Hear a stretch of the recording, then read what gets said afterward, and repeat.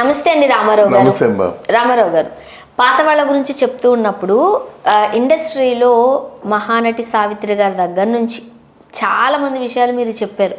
ముఖ్యంగా తమకన్నా తక్కువ వాళ్ళని పెళ్లి చేసుకుని, తక్కువ మీన్స్ రేంజ్లో పెళ్లి చేసుకుని ఎలా ఆస్తులు పోగొట్టుకున్నారు, లేకపోతే ఎలా ఒక రకంగా చెప్పాలంటే నాశనం అయిపోయారని కూడా అనుకోవచ్చు. ఎందుకంటే కేజీలు బంగారం మోసిన మెడలు బోసి మెడలతో తిరిగాయంటే ఆల్మోస్ట్ పతనం అయిపోయినట్లే ఆర్థికంగా. సో అయితే ఇలాంటి వాళ్ళ గురించి మీరు చాలా మంది గురించి చెప్తూ ఉన్నారు, ఎందుకంటే మీరు చూశారు కాబట్టి. రమాప్రభ గారి విషయానికి వద్దాం. రమాప్రభ గారు అలా చాలా మందిని చూశారు, అంటే ఆస్తి అంతా పోగొట్టుకుని దయనీయమైన స్థితికి వచ్చేడు. ఇప్పుడు మనకి తెలియని స్థితిలో మనం ఉన్నామనుకోండి, తెలియక తప్పులు చేస్తూ ఉంటాం. బట్ ఆల్రెడీ మనం కొన్ని ఎగ్జాంపుల్స్ చూసామనుకో జాగ్రత్త పడతాం ఖచ్చితంగా. సో రమాప్రభ గారు చాలా తెలివైన అమ్మాయి, తెలివైన ఆవిడ. మరి అలాంటి రమాప్రభ గారు చాలా ఎగ్జాంపుల్స్ చూసి కూడా తన ఆస్తి కూడా పోగొట్టుకున్నారు. తను కూడా వేరే వాళ్ళ మీద పడి బతకాల్సిన పరిస్థితి వచ్చేసింది. ఎందుకు తెలిసి ఆమె ఎందుకు తప్పులు చేశారు? ఎలాంటి తప్పులు చేశారు? తప్పులు ఏం చేయలేదు. ఆవిడ ఒక బోలా మనిషి. ఆవిడ బోలా అంటే మామూలు కాదు. బోలా ఆవిడ భోజనం చేస్తున్నప్పుడు ఒక 50 మంది కనీసం ఉండాల్సిందే. అక్కడ ఈ చక్రవర్తి కానీ, మేడిశెట్టి అప్పారావు కానీ, బాలసుబ్రహ్మణ్యం కానీ వీళ్ళందరూ అక్కడ భోజనాలు అక్కడే. మేడిశెట్టి అప్పారావు కానీ, యమంతి రామారావు కానీ, రాజేంద్ర ప్రసాద్ కానీ వీళ్ళందరూ అక్కడే భోజనాలు అలవాపేటలో. మాకేంటంటే ఇక్కడ నేను మన ట్రేడ్ గైడ్ వెంకటేశ్వరరావు లేడు, అప్పుడు ఉన్నాడు ట్రేడ్ గైడు వెంకటేశ్వరరావు. ఆయనకి నవలసాయి రాస్తుండేవాడిని నేను. ఉండి ఇక్కడ మన కోడంబాకంలో చంద్రభవన్కి ఆపోజిట్గా ఒక మేడ ఉండేది. ఆ మేడ మీద మేము ఉండేవారు. ఎవరెవరు ట్రేడ్ గైడ్ వెంకటేశ్వరరావు, శరత్ బాబు, మోహన్ బాబు, నేను, వంశీ వీళ్ళందరూ ఉండేవారు అన్నమాట. అక్కడ ఉంటే కింద నుంచి రమాప్రభ వచ్చి చంద్రభవన్ దగ్గర ఆగి పైకి నిల్చున్నది. చంద్రభవన్ దగ్గర ఆగి నుంచుంటుంది ఏంటి విషయం అనుకునేసరికి ఈ శరత్ బాబు టక్మని ఒక టీషర్ట్ వేసుకొని వెళ్ళిపోయేవాడు. వెళ్ళిపోతే ఆ మూలకి వెళ్ళిన తర్వాత ఎక్కేవాడు అన్నమాట. ఇది చూసా కొన్నాళ్ళు. ఇట్టించి మామూలుగా ఒక టీషర్ట్తో వెళ్ళేవాడు, అట్టించి ఒక 10 టీషర్ట్లతో వచ్చేవాడు. ఏంట్రా ఇది టీషర్ట్లతో ఒక టీషర్టే కదా, అదే తీసుకెళ్ళాడు, ఈ 10 ఎలా వచ్చాయని అనుకుంటున్నాడు ఆశ్చర్యంగా. చాలా బాగుండేది. ఇలాగే వెళ్ళేవాడు. అట్నుంచి వచ్చి అందరికీ బిర్యానీ తెప్పించేవాడు. బిర్యానీ ఎలా వచ్చింది అని ఆలోచించినట్టయితే అక్కడ రమాప్రభ గారు ఇన్ని లవ్ చేస్తున్నాడు. ఇప్పుడు లవ్ చేస్తున్నాడు అన్నమాట. ఇటు నుంచి మామూలుగా వెళ్ళి అటు నుంచి మంచి డాబుగా వచ్చేవాడు. ఒక విషయము, రమాప్రభ గారు కన్నా శరత్ బాబు గారు చిన్నోరే కదా? చాలా చిన్న కాదు, చాలా చిన్న. ఒక 10 ఏళ్ళు ఉంటుందా? 10-12 ఏళ్ళు చిన్న ఉంటాడు. అలా ఉంటే ఒక రోజు పెళ్ళి అయిపోయింది. అక్కడ పెళ్ళి అయిపోయినట్టయితే అందరూ చెప్పారు, ఏంటి నీకు చిన్నపిల్లలు కదా, నువ్వు ఎలా పెళ్లి చేసుకుంటే నాకు నచ్చింది, నేను పెళ్లి చేసుకున్నాను అని చెప్పింది అన్నమాట. దాని తర్వాత ఆలవారిపేటలో వీళ్ళు ఉండేవారు. ఉన్నప్పుడు రాజేంద్ర ప్రసాద్ కూడా వచ్చేవాడు. రాజేంద్ర ప్రసాద్ గారు రమాప్రభ గారు కూడా చుట్టాలే అంట కదా? చుట్టాలు కాదు, రమాప్రభ కూతురునే రాజేంద్ర ప్రసాద్ చేసుకున్నాడు. సొంత కూతురా? చెప్పండి. మరి ఎక్కువగా మాట్లాడదు కొన్ని విషయాలు మనం అలా టచ్ చేసి వదిలేస్తాం మంచిది. అంటే రమాప్రభ కూతురిని చాముండేశ్వరిని రాజేంద్ర ప్రసాద్ పెళ్లి చేసుకున్నాడు. అది అంటే రమాప్రభ గారు శరత్ కుమార్ గారి కూతురా? కాదు. ఓకే. శరత్ బాబు రాకముందు రమాప్రభ కూతురు మాట్లాడు. అయితే శరత్ బాబుకి రమాప్రభ పిల్లలు ఎవరు పుట్టలేదు. అయితే మళ్ళీగా సినిమాలకేమో దాన్ని ఏమంటారు రికమెండేషన్ చేయడం మొదలుపెట్టింది. ఉదిరి పూక్కళ్ళు అని చెప్పేసి నుంచి తెకిల్లాదే ఇట్లాంటి కొన్ని సినిమాలు చేశాడు. అప్పుడు చెప్తుండేవాడు మాట, నవ్వు వచ్చేది. తర్వాత ఏమో మహేంద్రన్ డైరెక్షన్లోనూ ఈయన చేసేవాడు అన్నమాట. కొంచెం పైకి వస్తున్నాడు అన్నమాట. పైకి వస్తున్నట్టయితే ఈవిడికి ఎలా ఉందంటే, సినిమా స్టార్ట్ చేసినట్టయితే శ్రీకారం చుట్టిన తర్వాత రమాప్రభ రాజబాబు అని రాసేవాడు.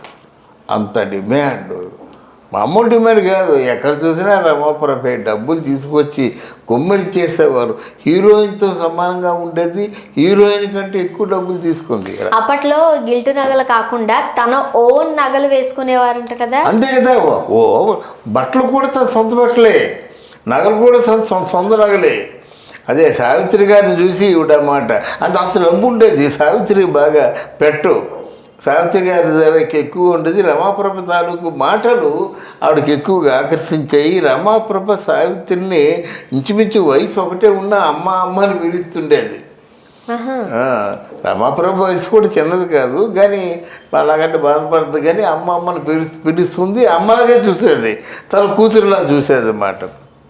అలాంటి పరిస్థితుల్లో ఉంటుండగాను ఆయన ఏదో ఫ్యామిలీలో కలతలు వచ్చాయమ్మా. ప్రేమించి పెళ్లి చేసుకున్నోడికి మళ్ళీ ఆ వ్యక్తి మీద ఎందుకు అనుమానం వస్తుంది? అనుమానం రాకూడదు కదా. మగవాడికి ఆడదాని మీద అనుమానం రాకూడదు, ఆడవాళ్ళకి మగవాడి మీద అనుమానం రాకూడదు. ఎందుకంటే ఇష్టపడి పెళ్లి చేసుకున్నారు కనుక. ఆ అనుమానం వచ్చిన తర్వాత రమాప్రభ చాలా సీరియస్ మాట అనేసింది. అంతే, మా కోర్టులో నువ్వు అని అలాగా మాట్లాడేసరికి విడాకులు ఇచ్చేశారు. మరి ఈ ప్రాపర్టీలో మాట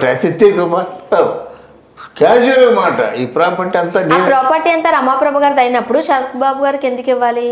ఆయనదేం చెప్పాడు, ఇది నీ ప్రాపర్టీ కాదు. నాకు అక్కడ ఎవరు ఆల్వార్పేటలో షాపింగ్ కాంప్లెక్స్, ఫ్లాట్లు, వైద్యరామర్ స్ట్రీట్లో పెద్ద బంగళా, 6 కోట్ల బంగళా, ఇవన్నీ బంగారం, కేజీల కొద్ది బంగారం అంతా నేను కొన్నదే కానీ నువ్వు కొన్నది కాదని చెప్పాడు ఆయన. దాని గురించి పెద్ద గొడవ అయింది, సంక్షిప్తంగా చెప్పుకుందాం. ఆ తర్వాత ఆవిడ నెంబరు 30 ఉమా స్ట్రీట్ అని వెస్ట్ మామూలులో ఉండేది. ఆ ఉమా స్ట్రీట్కి వెళ్ళినప్పుడు పాత వాళ్ళల్లో ఆ కృతజ్ఞత ఉన్నవాళ్ళు ఎవరంటే ఏమంది రామారావు వెళ్ళాడు. ఏమంది రామారావు కూడా 3 సినిమాలు తీసి దెబ్బతినేసాడు. ఇంకేం చేయాలి? నా బాధ నాది, ఆవిడ బాధ అది. ఆవిడ వెళ్ళి మాట్లాడుకోవడం, నా దగ్గర ఉండు, నా భయంగా ఉంది అని చెప్పి. డైరెక్షన్ చేసినందుకు డబ్బులు లేదా? ఇది డైరెక్షన్ చేసినందుకు డబ్బులు లేదా మీకు? ఏమి ఇస్తారమ్మా డైరెక్షన్ చేసేందుకు? నెలకు ఒక 5,000 ఇస్తే సరిపోద్దా? 5,000 రూపాయలు తిన్నాక సరిపోయింది, ఏముంది, అయిపోయింది.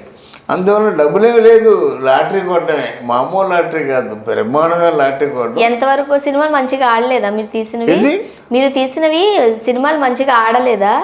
3వ సినిమా ఫ్లాప్ అయిందమ్మా. ఫ్లాప్ అవ్వకపోతే ఎందుకు వస్తానమ్మా? నేను చాలా పెద్ద మేధావులు అనుకుంటారు అందరూ. అమ్మ ఇంకేముంది, దాసరి నేను అనుకోను. నువ్వు అనుకోలేదని బట్ అనుకున్నారు. అప్పుడు అనుకుంది ఏంటంటే పెద్ద మేధావి అనుకున్నారు. ఏం దాసరి నారాయణరావు తర్వాత అంత పెద్ద డైరెక్టర్ అయిపోతారు అనుకున్నారు. నా ఫస్ట్ పిక్చర్ కోటి రామకృష్ణ చూశాడు, రామానాయుడు గారు కోటి రామకృష్ణ చూశారన్నమాట. అలా దెబ్బతిన్నాను, మరేం చేస్తాము. అప్పుడు రమాప్రభు కలుసుకున్నాను అన్నమాట. అలా కలుసుకొని, వద్దమ్మా నువ్వు ఈ స్లీపింగ్ పిల్స్ మింగొద్దు అని చెప్పి మొత్తం ఆవిడని అలా కాపాడుకో అంటే, గూడెంలో సూర్యుడు ఒకటి, తర్వాత తూర్పు సంధ్య రాగం 2 సీరియల్స్ రాస్తున్నాను. తను ఉండమని చెప్పేది. నేను తర్వాత ఏమో కన్నమ్మ గారు అల్లుడు బ్రహ్మం, ఆయన ఒకడు, ఇలాగా మరి సరిత తమ్ముడు శ్రీకాంత్ ఉండేవారు అన్నమాట. ఒక అసిస్టెంట్ డైరెక్టర్ శ్రీనివాసు, రమాప్రభ తమ్ముడు ఆనంద్, అందరూ ఉండేవాళ్ళం. అలా కలిసిమెలిసి ఉండేవారు అన్నమాట. అయితే ఆవిడ ఎంత మంచి తెలివైన పని చేసిందంటే, బాబా పాదాలు నమ్ముకున్న తర్వాత అక్కడ మదనపల్లిలో ఒక ఇల్లు కొన్నదమ్మా, స్థలం కొన్నది. ఎంత కొన్నది? 1 ఎకరం స్థలం కొన్నది. ఇప్పుడు ఈరోజు చాలామంది మహారాణుల కంటే బ్రహ్మాండంగా బతుకుతుంది రమాప్రభ. మన టాలీవుడ్ ఇండస్ట్రీ నుంచి కూడా 2-3 ఆమెకి హెల్ప్ చేస్తున్నారు ఎవ్రీ మంత్ అని వార్తలు ఉన్నాయి. 2-3 కాదు, మన పూరి జగన్నాథ్ గారు పంపిస్తున్నారు. లేకపోయినా పాడు ఎలా 1 ఎకరంలో ఇల్లుగా 2 ఇళ్ళు కింద మీద కట్టుకొని బ్రహ్మాండంగా అక్కడ గుళ్ళు గోపురాలు కట్టుకొని బ్రహ్మాండంగా ఎంజాయ్ చేస్తుంది. అది ఆవిడ జీవితంలో ఏంటంటే ఏది పోగొట్టుకుందంటే సంపద పోగొట్టుకుంది, ఏది పొందింది అంటే మనశ్శాంతిని పొందింది. ఇప్పుడు మనలాంటి వెళ్ళినట్టయితే ఎంత బాగా ఆదరిస్తుంది, హ్యాపీగా భోజనం చేస్తూ కబుర్లు చెప్పుకుంటూ అటు ఇటు తిరుగుతూ బాగుంటుందన్నమాట. ఎకరం స్థలం ఉంది, అక్కడ చెట్లు చేమలు రాళ్ళు రప్పలు అన్నీ ఉన్నాయి కూర్చోడానికి. అంత బాగా జీవితాన్ని మలుచుకునే విధానం అంటే దెబ్బతిన్నది, ప్రాపర్టీ అంతా పోయింది, బ్రతుకు మీద ఆశ వదిలేసి నిద్ర మాత్రం కూడా మింగేసింది. మళ్ళీ ఎలా మనిషి అయింది, మళ్ళీ ఎలా అందరికీ స్ఫూర్తిదాయకంగా నిలబడింది, అది ప్రధానం. చాలా మంచి విశేషాలు తెలియచేశారండి.